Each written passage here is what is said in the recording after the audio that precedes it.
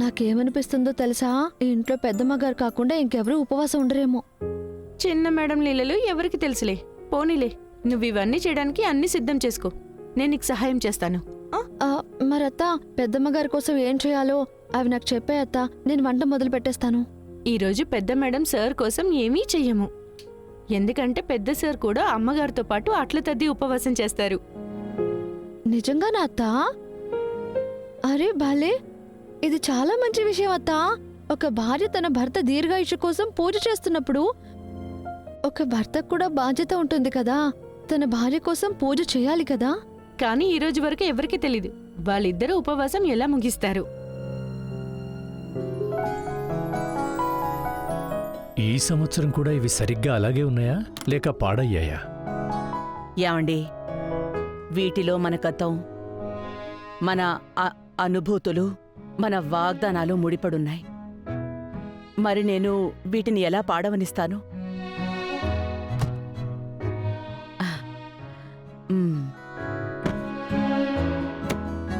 అన్ని ఏర్పాట్లు అయిపోయాయి, కానీ ఆ ఒక్కటి, ఇదొక్కటే ఉండిపోయింది కదా. ఏమండి, మీరు ఎప్పుడూ ఏది మర్చిపోరు.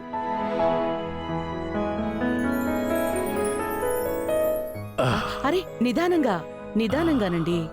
మీకు చెప్పాను కదా నేను, మీ ఆరోగ్యం బాగోలేదు, ఈ సంవత్సరం మీరు ఉపవాసం చెయ్యొద్దని. నువ్వందుకు ఒప్పుకుంటే నేను ఒప్పుకునేవాణ్ణి. అరే చందు, నాకు కూడా భగవంతుడి నుండి గ్యారంటీ కావాలి కదా. మరో 7 జన్మల పాటు నువ్వే నా భార్యవవ్వాలని. ఏమండి, ఇన్నేళ్ల పద్ధతి చంద్రిక గారు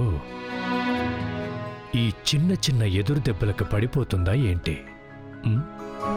కానివ్వండి చంద్రిక గారు, ఇక తర్వాత పనులు కూడా మొదలు పెట్టండి.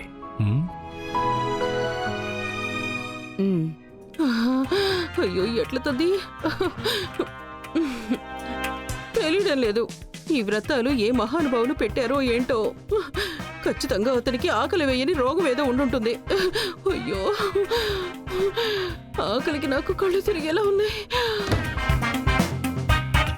సర్ప్రైజ్! సర్ప్రైజా? అంటే కానుక? అంటే నా ఆటల తద్ది కానుక చంద్రుడు రాకముందే వచ్చేసిందా? చూపించండి, చూపించండి, తొందరగా చూపించండి.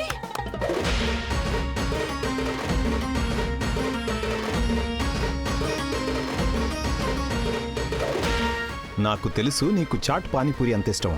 చూడు, రోజులో సగం నువ్వు ఉపవాసం చేశావు, మిగిలిన సగం నేను చేస్తాను. సగం నీది, సగం నాది. మొత్తం అట్ల తద్ది ఉపవాసం అయిపోయింది. అయ్యో నా శ్రీరామచంద్ర ప్రభు. వసు,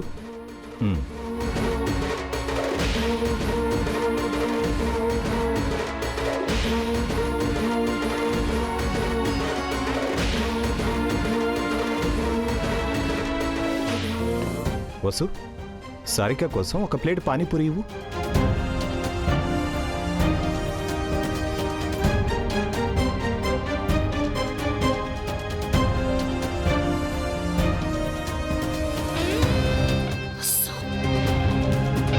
చంద్రికక్కకి చెప్పిస్తుంది. ఓ, ఓకే ఓకే ఓకే. వసు, నేను చూసుకుంటారే, నువ్వు వెళ్ళు.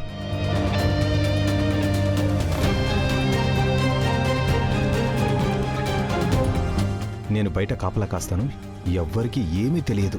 నువ్వు కడుపు నిండా ప్రశాంతంగా తిను.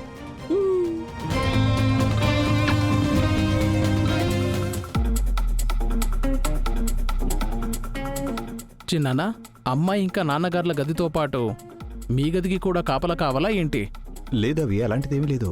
లోపల మీ సారిక పిన్ని చాట్ని ఆస్వాదిస్తోంది.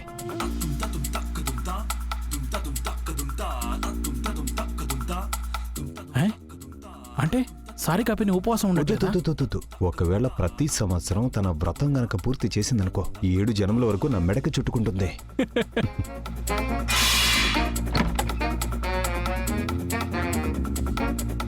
ఏమైంది? పొద్దునుండి ఆకలితో ఉన్నాను కదా, అందుకే నీరసం వచ్చినట్టుంది. చేతిలో నుంచి మొత్తం ప్లేట్ అంతా పడిపోయింది. ఏం పర్వాలేదు, నేను ఇంకోటి తీసుకొస్తాను. వద్దు మోహన్ గారు, బహుశా భగవంతుడు నాకు ఏదైనా సంకేతం ఇస్తున్నాడేమో కదా. అయినా సగం రోజు ఎలాగో గడిచిపోయింది, మిగిలిన సగం రోజు కూడా గడిచిపోతుంది లేండి. మీరేం టెన్షన్ పడకండి మోహన్ గారు, నేను ఉపవాసం ఉంటాను లేండి. నేను నిజంగానే ఉండగలను, నేను ఉంటాను లేండి.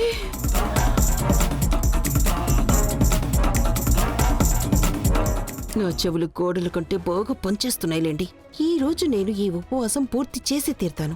ఎందుకంటే చంద్రికక్క ఈ చెంచా మోహన్ చౌదరే కాకపోయినా నాకు మాత్రం డబ్బున్న అత్తారిల్లు ప్రతి జన్మకి కావాల్సిందే.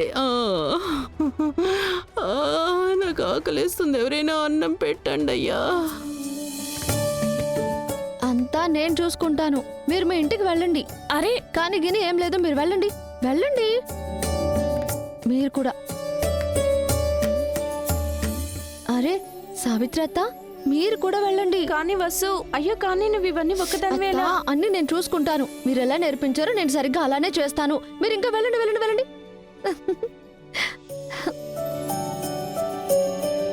సావిత్రి ఆంటీ, సావిత్రి, అందరూ ఎక్కడికి వెళ్ళారు? దేవ్ సార్, అందరూ ఉపవాసం ఉన్నారు కదా, అందుకే నేను అందరిని ఇంటికి పంపించేశాను. కానీ మీకు పెద్దమ్మ గారికి ఏమైనా కావాలంటే మీరు నాకు చెప్పండి, నేను అన్నీ చేసేస్తాను. ఈ రోజు నీ దేవత పెద్దమ్మ గారికి ఎవ్వరి నుంచి ఏమీ అక్కర్లేదు. ఈ రోజు నాన్నగారు అమ్మ వాళ్ళ గదిలోనే ఉంటారు. తలుపులు మూసే ఉంటాయి, బయట 2 కాపలాదారులు ఉంటారు, లోపలికి వెళ్ళడానికి ఎవరికీ అనుమతి లేదు. అంటే ఎవరికీ అనుమతి లేదా? మీకు కూడా లేదా? నాకు కూడా లేదు.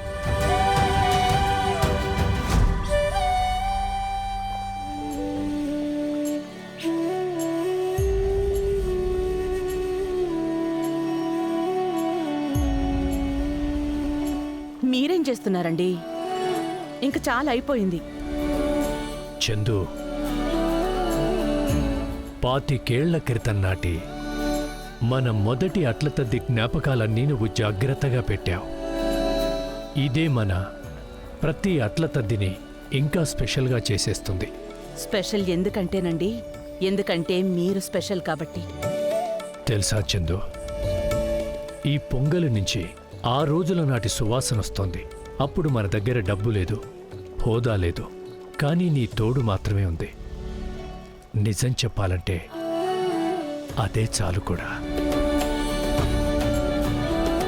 అక్కడ చూడు, నా చందుకి పోటీ ఇవ్వడానికి చందమామ కూడా తొంగి చూస్తున్నాడు. కానీ తనకు అస్సలు తెలియదు కదా, ఈ రోజు కూడా తను ఓడిపోయి వెనక్కి వెళ్ళిపోవాలని.